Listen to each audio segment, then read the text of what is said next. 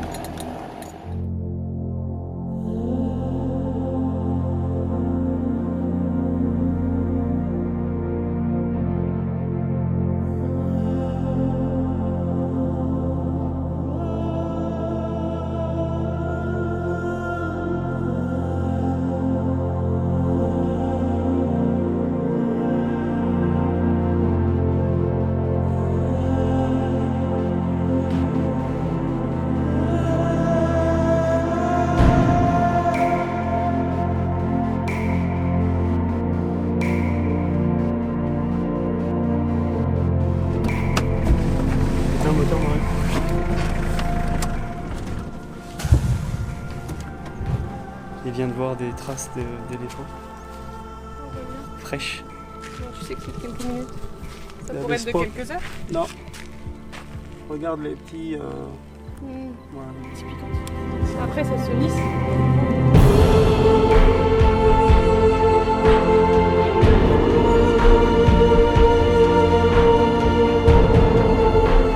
Ça fait à peu près une demi-heure qu'on roule à travers la savane et la forêt. Et là, on vient de voir notre petit premier éléphanto qui a 3-4 ans.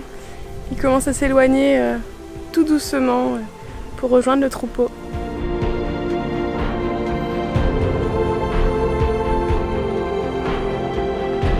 On vient de perdre l'éléphanto de vue, mais par contre Anatole a lancé le drone pour le retrouver. Et donc avec l'accord du guide, on le maintient le drone à une distance respectable pour ne pas trop déranger l'éléphant.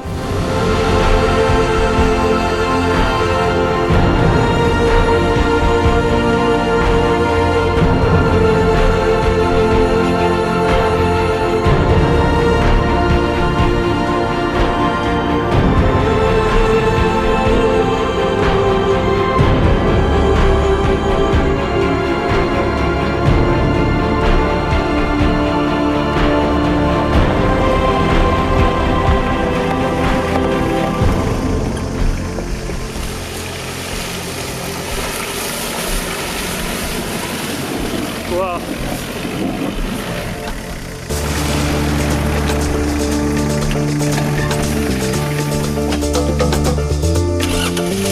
Mais les vitesses courtes.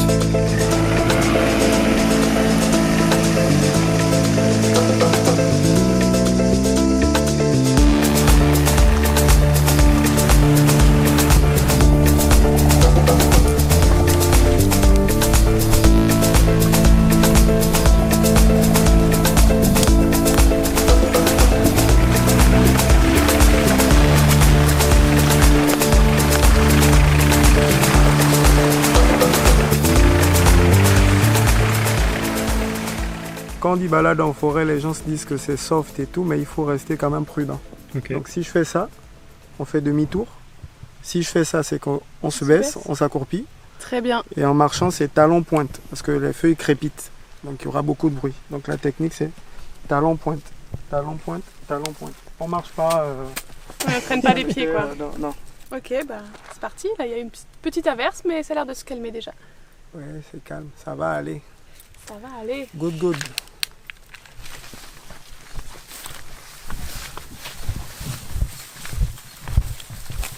C'est les buffles qui passent là, et au fur et à mesure, ça crée un vrai chemin, quoi.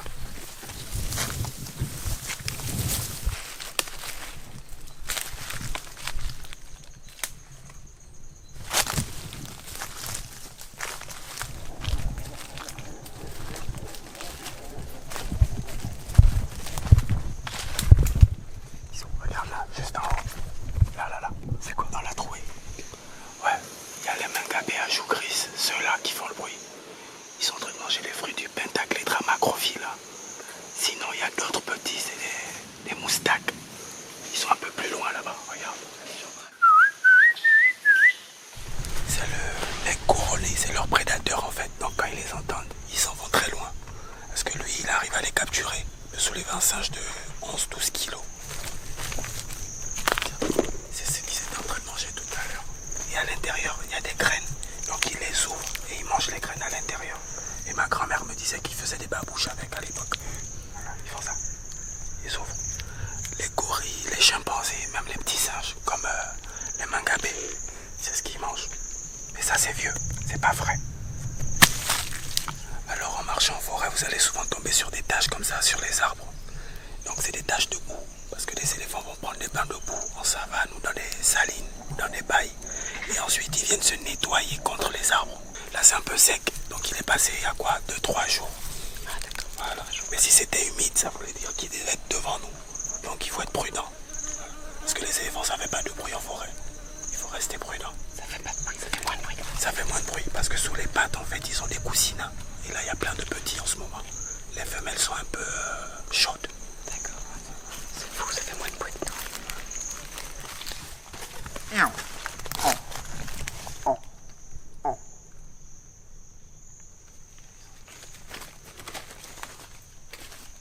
Et les éléphants ont un grand rôle écologique en fait. Pourquoi? Parce que ils vont manger différents types de fruits en forêt. Des fruits produits notamment par les Ils mangent arbres. pas de feuilles, que des fruits. S'ils mangent des feuilles, ils mangent des herbes, ils mangent même de la boue. Les fruits là doivent passer obligatoirement par le transit intestinal de l'éléphant. Et donc dans une crotte d'éléphant, tu peux avoir 45 à 46 différentes graines d'arbres. Et là, on est en train d'assister à un phénomène de germination. Donc les petites plantules là, Ouais. voilà, deviendront des arbres, deviendront comme ça. C'est un peu comme de l'engrais quoi. Mhm. Et après ça repousse. Donc c'est pour ça qu'on appelle les éléphants les ingénieurs des forêts. Donc ils font les routes, ils plantent les arbres, et après aussi quand ils veulent gaspiller, ils gaspillent quoi. Et l'éléphant ça reste emblématique parce que ce qui se passe en ce moment c'est vraiment horrible, parce qu'on les tue pour l'ivoire et pour leur queue, parce qu'on fait des bijoux avec. Après tous les animaux ont un rôle écologique. C'est ce qu'on appelle la zoochorie. Oui, c'est sûr. Voilà, donc dissémination des plantes par les animaux. En Asie, ils font du papier avec. Ils font du papier, c'est un papier tout jaune, mais ici, on n'a pas encore développé ça. C'est de l'herbe, c'est des feuilles, c'est voilà. Si on Oui, ça fouille n'a là. pas d'odeur en plus. Non, ça n'a pas d'odeur. Ça n'a pas d'odeur. Voilà. Bon, on va éviter de toucher ici parce qu'il y a des arbres qui poussent. Voilà. Et donc voici le koumé. C'est un bois qui est exploité au Gabon depuis le XVIe siècle. On a plein d'essences d'arbres, mais le koumé reste, moi je l'appelle la star. Parce qu'en fait, avec lui, on fait des déroulages de contreplaqué, des feuilles de contreplaqué. On fait des pirogues, donc toutes les pirogues que vous allez voir sur le logo et tout sont faites en koumé. Et on construit nos maisons avec. Donc c'est ça qu'on voit sur les grumiers. Sur les grumiers. Il y a ça, il y a le kevazingo. Bon, on ne parle plus trop de ça parce qu'il y a un litige en ce moment. Voilà, parce qu'on a plein de bois de luxe en fait, de bois de valeur. Ouais. Voilà, et tout le monde veut ce bois là. Mais le koumé, voilà, c'est un bois humble et qui sert depuis la nuit des temps, depuis le XVIe siècle en fait. Donc dans toutes les cérémonies traditionnelles, on va faire brûler de la résine de koumé. Et ça permet de purifier, de rentrer en contact avec les ancêtres. C'est un rôle vraiment important dans les cérémonies initiatiques. Là, je vais vous montrer. Okay. Voilà. Il y en a. Et c'est une de ses caractéristiques en fait. Oh, un serpent, viens voir. Un serpent noir. Vite. Regarde. Ouais, contrefort. Oh, il est rentré là. Ouais, il est rentré. Putain, il est hyper rapide. Il est super long. Donc tu vas passer par ici. Oh tiens, je vois les feuilles qui bougent.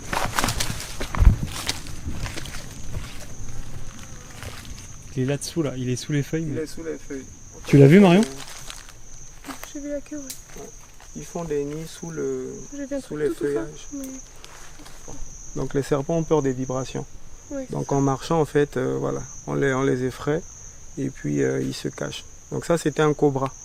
Il était luisant, noir, mais quand il s'énerve, il se met haut comme ça et il a le plastron. Donc le bas du ventre jaune.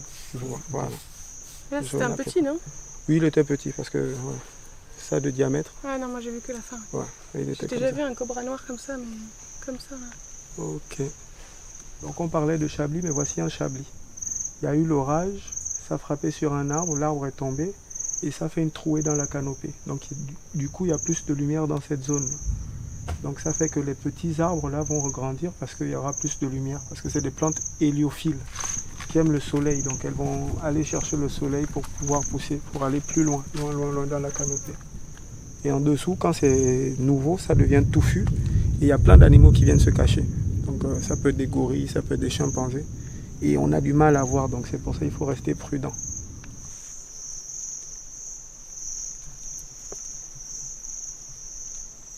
Et les gorilles adorent manger les jeunes pousses. Donc si je fais ça, ça part facilement, c'est tendre. Donc, tu vas voir, c'est mâché comme ça, c'est au sol. Pour quelqu'un qui a guéri, qui connaît bien la nature, il va savoir que c'est des traces d'alimentation de gorilles. Parce qu'ils adorent manger les jeunes pousses de marantacées. Ouais. En fait, nos grands-parents s'en servaient pour faire voilà, des petites entonnoirs comme ça. Et après, on s'en sert aussi pour boire de l'eau dans les rivières. On s'en sert pour, comme des entonnoirs. Tout le manioc que vous voyez en ville, là, on l'emballe dans ça. Les bâtons de manioc. Les bâtons de manioc, ouais. Faut faire attention, il y a plein de traces d'éléphants fraîches. Avec plein de traces de petits. On entend la pluie dehors. Mais là, on a même pas une seule goutte de pluie qui nous tombe dessus. C'est incroyable à quel point c'est efficace et à quel point elle est couverte la forêt.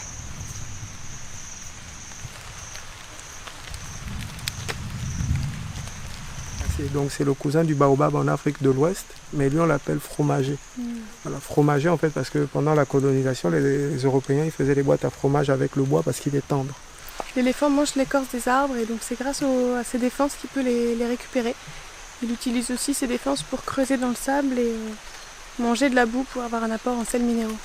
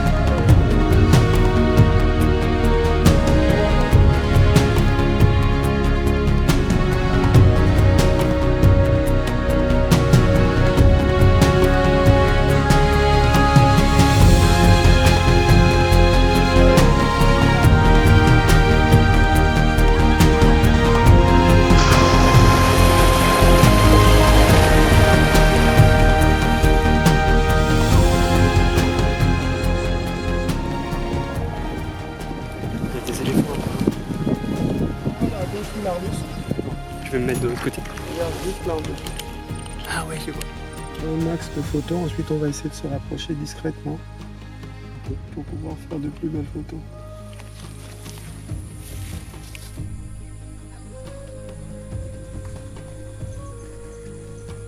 C'est vraiment magnifique. éléphants qui sont au pied de l'arbre là-bas. Et en fait, on a le vent qui nous vient de face. Et du coup, ils peuvent pas nous sentir. Ils ont une très mauvaise vision. Et donc, ils peuvent pas nous voir, ils sont pas repérés. Et heureusement, parce que la femelle est avec son petit. Et si elle nous repère, elle peut nous charger en fait. Et tu verras jamais des contacts comme ça. Là, c'est vraiment l'un des plus beaux contacts. J'ai eu plus proche que ça, mais bon, c'est déjà pas mal, ouais. Si elle nous sentait, elle devait faire des charges. D'abord une charge d'intimidation, puis une vraie charge. Okay. Alors, ensuite, si c'est pas bon, si elle se sent vraiment trop menacée, elle peut prendre le petit et filer avec lui en forêt. Ils sont en train de perdre leurs ivoires. Il y a des éléphants qui naissent sans ivoire. Voilà. Parce qu'en fait, ça s'introduit dans leur, on va dire quoi, dans leur gène. Le fait qu'ils soient braconnés pour l'ivoire.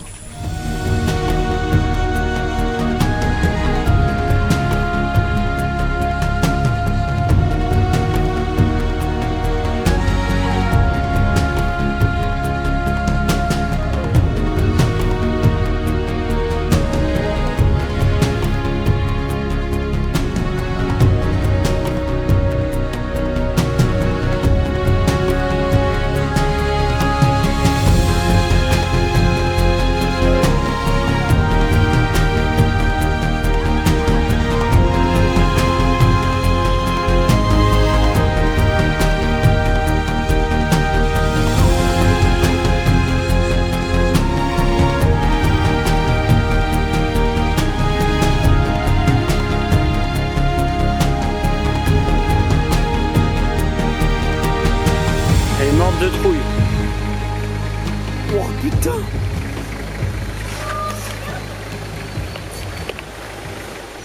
On vient de voir une panthère qui était sur la piste, juste là. Elle a filé, on n'a pas eu le temps de la filmer. Une panthère toute noire avec la queue blanche. On était partis là pour randonner et juste à la sortie du village, on a entendu des personnes dire qu'un python venait de manger 3 poules. Bon, c'est parti, on va voir le python. Il est où? Dans le poulailler. Dans le poulailler. Ah la vache.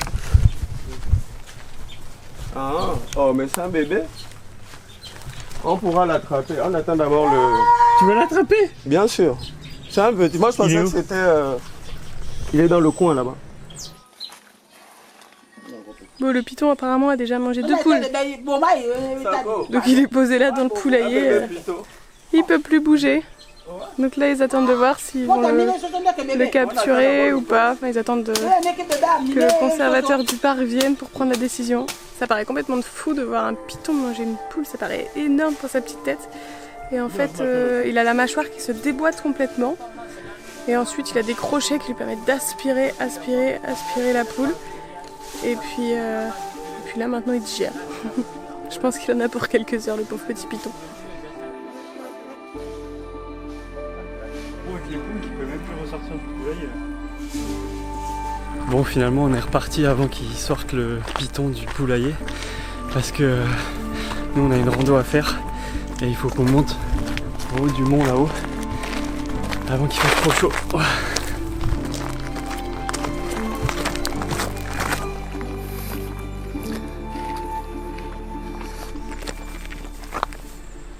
Et tous les arbres colorés, ce sont les azobés. Donc ce que je disais, arbres de fer. Parce que le bois est dense et c'est avec ce bois-là qu'on fait les traverses de chemin de fer. Que maintenant on est en train de remplacer par les traverses en béton. C'est mieux. Sinon on va couper tellement d'azobés pour entretenir le chemin de fer. Hier soir au moment de se coucher, on a entendu des énormes cris de chimpanzés. Et en fait c'était ici, donc c'est super loin.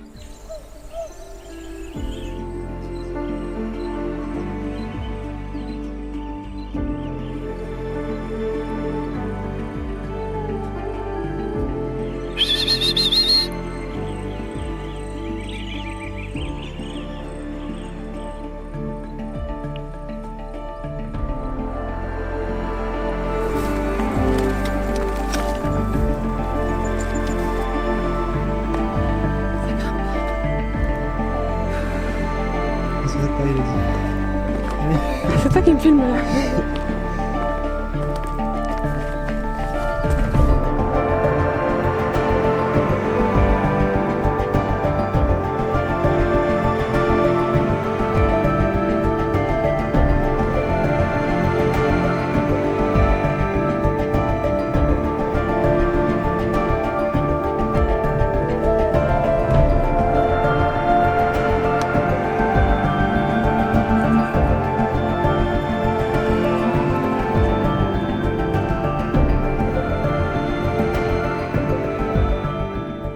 termine notre petit séjour à l'Alopé. Donc on l'a passé avec Rémi qui nous a également aidé à planifier la suite de notre périple. On le conseille vraiment de faire appel à lui. Donc il est guide indépendant, donc il peut te guider partout dans le Gabon. Il connaît vraiment énormément de choses. Enfin, c'est sans fin et très très précis. On met son lien juste en dessous de la vidéo. Donc si tu as besoin de le contacter, tu vas pouvoir retrouver ses contacts juste en dessous. Ça marche, peut-être à la prochaine. Salut.